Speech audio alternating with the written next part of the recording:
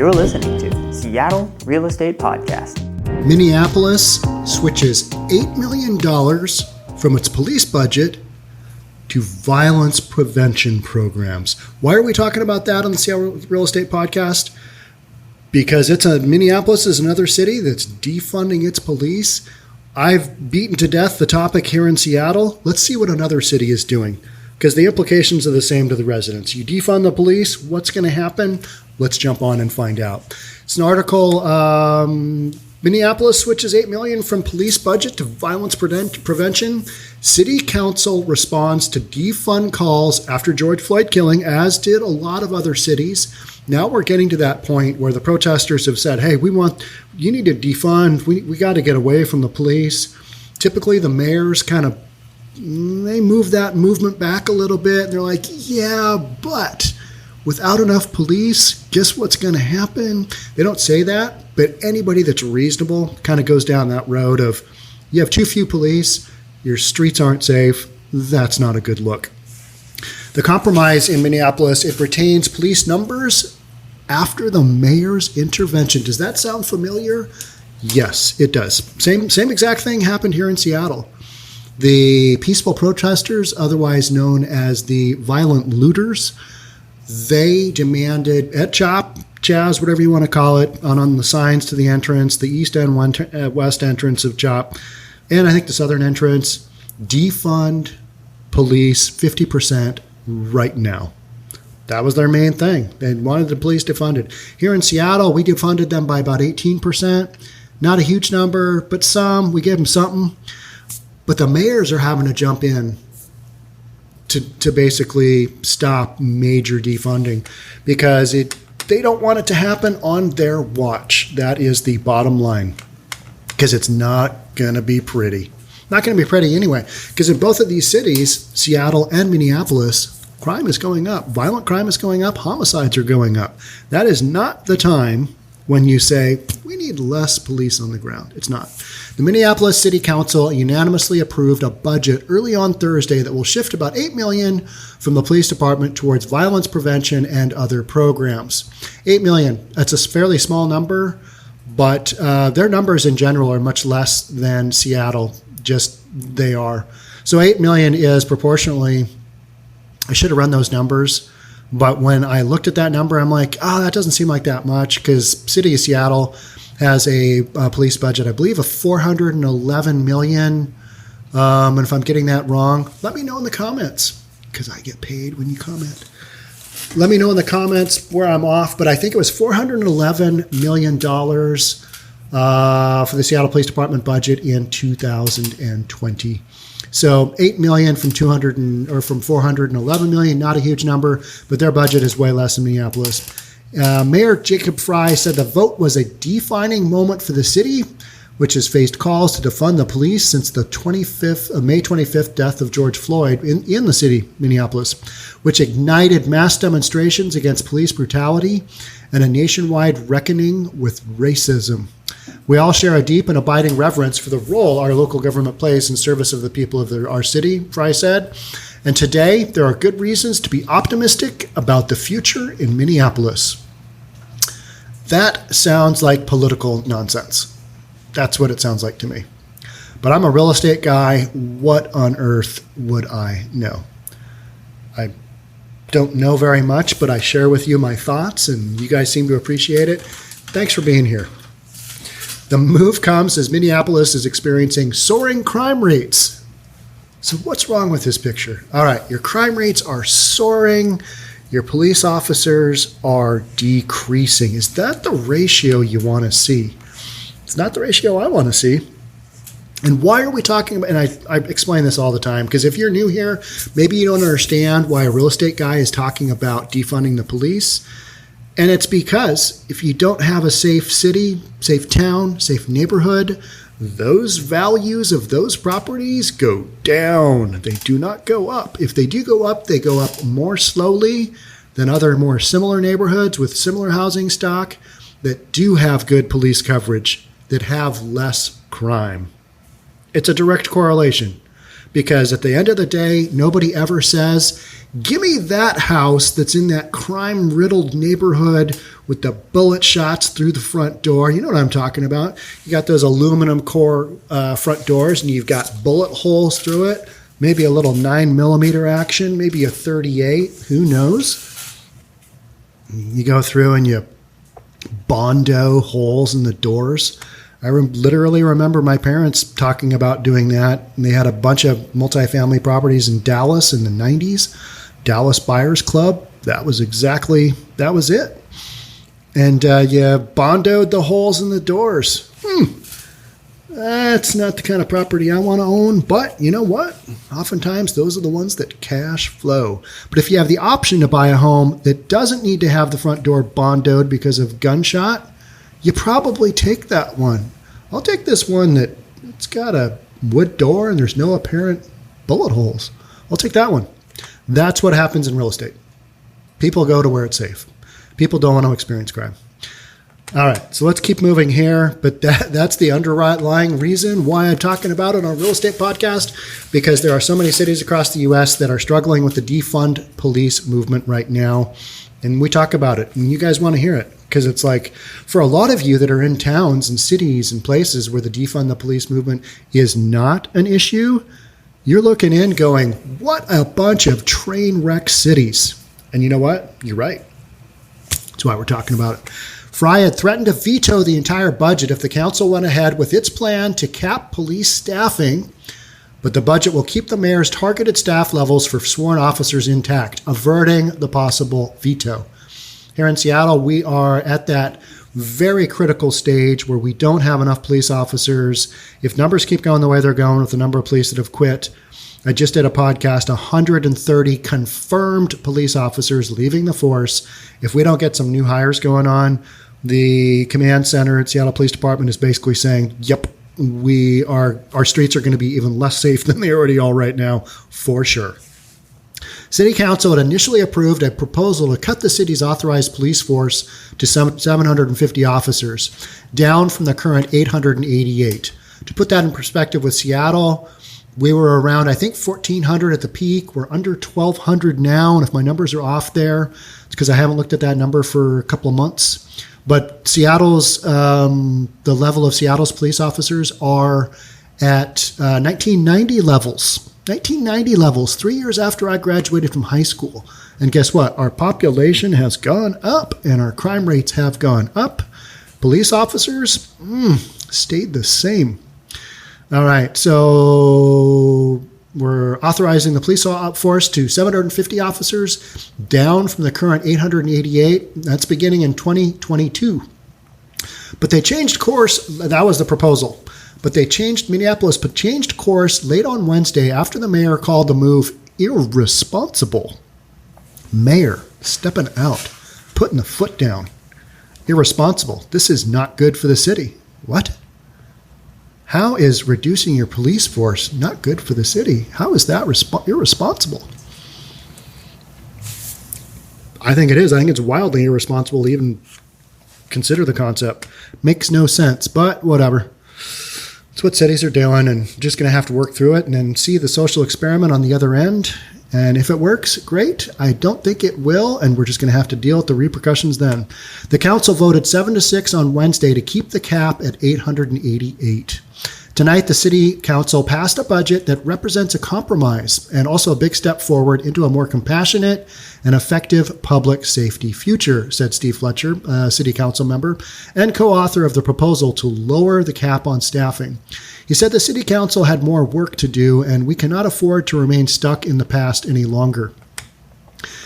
Now, if you're going to defund the police, if you're going to reduce the number of police officers, and if you have a plan in place that gets you where you want to go, which are safer neighborhoods, less crime, and that you can prove to something that actually supports that concept, I am more than happy to look at it and go, all right, let's give this one a rip.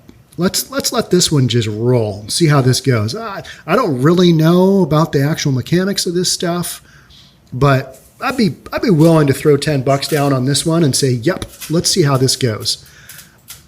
But that's not the case with all these defund the police things. It just doesn't make any sense to me. From a citizen, from a real estate guy, from an appraiser standpoint, I can't, as a certified appraiser holding 2 designations, I can't honestly say that fewer police officers and greater crime is a positive factor for any area. I can't go there. Don't have any data to prove that. Don't have any data to support that.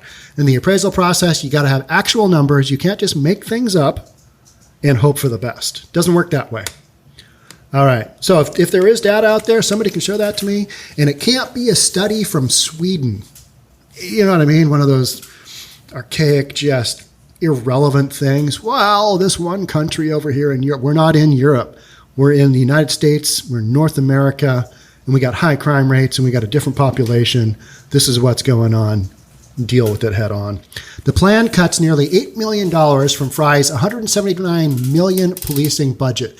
Okay, so that's about a third of Seattle's, those numbers. If I'm wildly off, it's because I'm not awesome at math. I'm not terrible either, but all right. $179 million policing budget and redirects it to mental health teams, violence prevention programs, and other initiatives. $8 million to those. That is basically, all right, we're not really going to do what you want, but we're going to give you something. $8 million. That's kind of attaboy. Attaboy. Good effort for trying. We're not really going to do what you want, but this is a peace offering. You're going to take just a little bit and you're going to say, this isn't what we wanted, but we're going to work with it. And then politicians are going to say, look at us go. We're just making things happen. The future is so bright. Things are going to happen for us. More than 300 Minneapolis residents signed up to speak about the proposal on Wednesday, with some pleading for the city council members to deliver the reforms they promised after Floyd's death. Give us those reforms. And others warning it would be irresponsible to cut officers. That's the camp I'm in. And I know at the time of, this summer and right after George Floyd's death, a lot of people were calling for a lot of things. And guess what politicians did? Yep, we're going to work on that. This is we worked on it, and you get $8 million to mental health teams, violence prevention programs, and other initiatives. I don't have an issue with any of those things, but those things need to be funded in addition to keeping the police at a level that keeps the streets safe. That's my beef, is, hey, mental health teams, and I've had contact with retired social workers who have said, because my demographic is basically 45 to 65. You get up in that 65, a lot of you guys are retiring. You've got time to watch YouTube, and thank you for watching. Much appreciated. And one of the reasons that my demographic is considerably older is because I've been in business for a long, long time, and a lot of the stories I tell are from much further ago than many of you who are on the lower end of my demographic age were before you guys were born. So I bring a slightly older kind of mindset and storyline to these stories, and that's why you guys tune in. And if you don't like what I'm talking about, let me know in the comments. It's okay. I will not get upset. Some in favor of the plan called police officers cowards, gang members, white supremacists, or terrorists. All right, let's go through that again. Cowards. You might say that. Okay. You could say that. Say that about anybody. Gang members. Are we really going there? The part of a gang? Is that happening in Minneapolis? I don't know. I haven't seen any news stories on that, but maybe it is a thing. White supremacists. Okay. Is that a thing also? Also, terrorists. I'm failing to see the terrorist part, but I'm open-minded. Could it be happening? Maybe. It doesn't seem like a high probability, though, right? I mean, I think you've just got angry activists going, we want change, and to get that change, we're gonna call the police officers some crazy stuff, because activists believe crazy nonsense from each other that doesn't necessarily happen to be true. The Red House in Mississippi Avenue North in Portland is an excellent example of that. If you want to see my podcast on that, I think we're releasing that here shortly if it's not out already. So some in favor of the plan called police officers cowards, gang members, white supremacists, or terrorists. They spoke about violence that African Americans and other minorities have experienced at the hands of police. And I'm not saying that that's not happening, but defunding the police is not how you solve that issue. Get them more training, which costs more money. Not defunding, adding money to the budget. Those against the plan said the city council was acting irresponsibly and has bungled its attempts to bring change. They cited increasing violence, saying they did not feel safe. That's the exact same thing that's happening here in Seattle. It's becoming more and more less safe. The place I grew up this summer burned, said Will Roberts, who grew up in the Longfellow neighborhood, and it burned because of police misconduct. All right. Lorraine Teal of South Minneapolis said she supported the mayor's position, telling council members, you cannot achieve reform without a plan that includes the cooperation of those being reformed. You have failed miserably. Okay, so we hear kind of a couple of different things there. And Will Roberts is talking about the Longfellow neighborhood, and it burned because of police misconduct. No, it burned because activists set it on fire. That's what happened, right? Cities around the U.S., including Los Angeles, New York City, and Portland, Oregon, are shifting funds from police departments. They forgot about Seattle. We always get forgotten about because we're way upper left USA, and people always forget about us. We're the redheaded stepchild of the United States, and nobody cares about Seattle. Or maybe they're doing it on purpose. I don't know. Those Looney Tunes in Seattle, we're just not even going to talk about them. Those guys are crazy. Cities around the U.S., including L.A., New York City, and Portland, are shifting funds from police departments to social services programs in an effort to provide new solutions for problems traditionally handled by police. Does that make any sense to you without a definitive game plan? No, it doesn't. And social workers that I've had email me have said the same thing. I feel bad for cops. Don't send a social worker out. That program will not work because these social workers are not trained and they are not armed. And in so many instances, you need those two things to respond to a 911 call. All right. So such cuts have led some departments to lay off officers, cancel recruiting classes, or retreat from hiring goals. This is the ongoing social experiment that will end badly and will have a massive backlash. In Minneapolis, violent crime rates have surged since the death of Floyd, a black man who was handcuffed. We know all that story. Police have recorded 532 gunshot victims this year as of last Thursday, more than double the same period a year ago. All right, so you've got double the gunshot victims. Double. Going up, 100%. And yet you're going to defund the police. I don't know. That's a tough sell. I'm a real estate guy. Part of what I do is managing brokers. And real estate guys I had somebody send me a Simpsons cartoon that basically made fun of real estate agents. And it was so true. They were flipping through looking at MLS listings, and Marge from The Simpsons would say, that home is terrible. It's falling down. And the other guy would say, well, it's a fixer opportunity. And I always talk about, and Marge said, well, that house is on fire. Motivated seller, the broker says. So you can always spin things. But when you have 532 gunshot victims and you're talking about defunding the police, as a real estate broker and as a guy who is trained to spin things in a way that gets them to sell, I can't really spin that one. I don't know where you'd go from there. My favorite spin is this home has a price improvement. We improved the price on this home just for you. You should buy it. I never use that one because I think it's just completely transparent silliness. But as far as a pitch goes, we improved the price, which means you dropped the price because it wasn't selling, because it wasn't worth it. But you put the positive spin on it and say, price improvement on this adorable bungalow where you want to raise your children and whatever it is. Although I don't think we can say children in marketing now because that would indicate a family and that would violate some sort of housing laws. I don't know.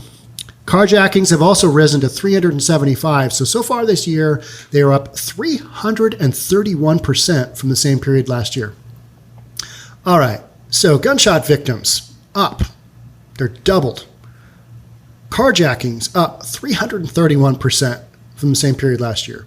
Violent crimes have topped 5,100 compared with just over 4,000 for the same period in 2019. So you got 1,100 more violent crimes, and you are defunding the police. All righty then. That's what you're doing in Minneapolis. This summer happened because George Floyd was murdered by the Minneapolis Police Department, and it wasn't an accident.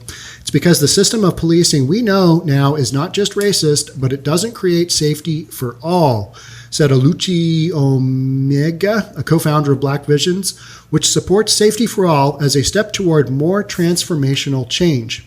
The issue I have there is that when you defund the police, which part of your communities are going to be impacted the most?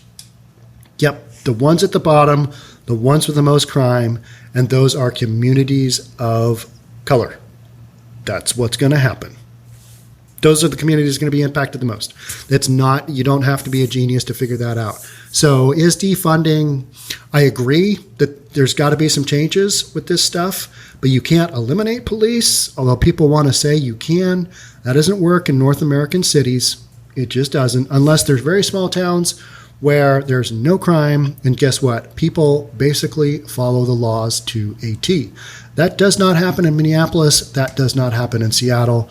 That's why that is not an option. Due to austerity forced by the coronavirus pandemic, the mayor's proposal already includes a $14 million cut to the department compared with its original 2020 budget, mostly through attrition. People leaving, cops leaving, employees leaving. Frey aims to hold the number of sworn officers around 770 through 2021, with hopes of eventually increasing the force to its current authorized cap of 888. The department is already down by about 120, and that's interesting because the Seattle Police Department is down by, I think, 130 officially confirmed, but that's supposed to be around 200 by the time we're all said and done. So 120 is a big percentage of their police force, partly due to officers claiming post-traumatic stress disorder from a summer of unrest, with more preparing to leave amid retirements and poor morale. Exact same story here in Seattle. A proposal over the summer to dismantle the department and replace it with the Department of Community Safety and Violence Prevention initially had support from a majority of the council, but faltered when a separate city commission voted against putting it on the November ballot. That would end in a free-for-all of crime. That's how that would go. The city was paying $4,500 a day at one point for private security for 3 council members who reported getting threats after supporting defunding. That's interesting. We have not had that here in Seattle. $4,500 a day because 3 of their council members are under fire for talking about supporting defunding. That's not right either. You can't threaten somebody for that position. You got to go through the legal means. Can't call them up and threaten them. Although that's what people do. Yeah, people do crazy stuff, right? Especially on YouTube. You guys are vicious. Even if I agree with your point and you're kind of like, I've made comments like, all right, Shama Sawant, our city council person, our socialist city council member here in Seattle, led the protest on the mayor's home. People have made comments like, I don't care. Let them eat each other up. Don't care. And I'm like, oh, it's a strong statement. And I don't agree with you. I see your position, but that's going a little bit too far. Making actual threats on people because they're defunding the police. You guys hired them. You hired them. We hired our socialist council member here in Seattle. I didn't because I don't live in Seattle. I live in Bellevue, a suburb. Residents of Seattle, you guys hired who you hired, and now you want to recall her because she's doing the exact same stuff. She basically campaigned on it. Crazy times, right? Just got to get through this and hopefully onto a more reasonable time. But I don't think that's going to happen. And you know what? That creates a lot of content for me because I view myself as a reasonable human being, business owner, dad, ex-husband. those kind of things. And as I see these issues, I just kind of tell you what I think. And other people think that I'm reasonable. Other people would say, you're nuts. You have no business doing a podcast. Well, you guys think I do because you're here listening to me this late in the podcast. We're 25 minutes in. Hey, thanks for being here. That's it for me on this one. Appreciate your support. Appreciate you watching. Appreciate you listening on the podcast platform. I will see you guys, and I will talk to you guys very soon. Until then, bye for now. Have a good one. Bye.